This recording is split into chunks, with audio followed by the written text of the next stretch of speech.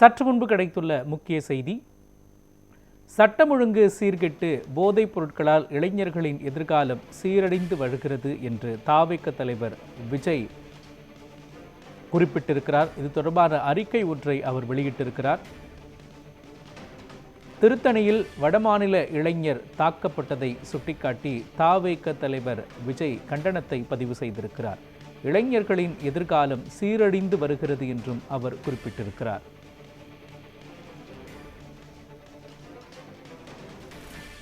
தமிழகம் எத்தகைய அபாயகரமான எதிர்காலத்தை நோக்கி பயணிக்கிறது என்ற அச்சம் மக்களிடையே உள்ளது என்று அவர் குறிப்பிட்டிருக்கிறார்.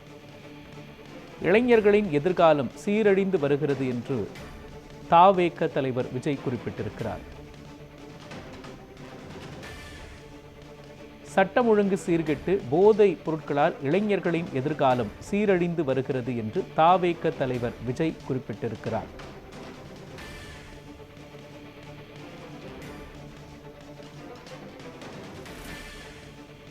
இளைஞர்களின் எதிர்காலம் சீரழிந்து வருகிறது என்று தாவேக தலைவர் விஜய் கண்டனம் தெரிவித்திருக்கிறார். கடந்த 2 தினங்களுக்கு முன்பு திருத்தணி ரயில் நிலையம் சுற்றுச்சுவர் அருகே 4 சிறுவர்கள் இணைந்து வடமாநில இளைஞரை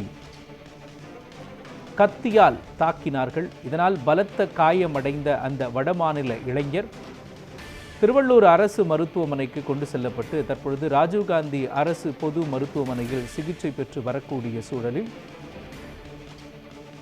சமூக வலைதளங்களில் இந்த சம்பவம் பெரும் அதிர்ச்சியை ஏற்படுத்தி இருக்கின்றது. அரசியல் தலைவர்கள் தங்களது கண்டனங்களை பதிவு செய்து வரக்கூடிய சூழலில் தாவேக தலைவர் விஜய் தனது கண்டனத்தை பதிவு செய்திருக்கிறார். இளைஞர்களின் எதிர்காலம் சீரழிந்து வருகிறது என்று தாவேக தலைவர் விஜய் குறிப்பிட்டிருக்கிறார். சட்டம் ஒழுங்கு சீர்கெட்டு போதைப் பொருட்களால் இளைஞர்களின் எதிர்காலம் சீரழிந்து வருகிறது என்று அவர் குறிப்பிட்டிருக்கிறார். எஞ்சி இருக்கக்கூடிய ஆட்சி காலத்திலாவது போதைப் பொருட்கள் புழக்கத்தை கட்டுப்படுத்த வேண்டும் என்று அவர் குறிப்பிட்டிருக்கிறார்.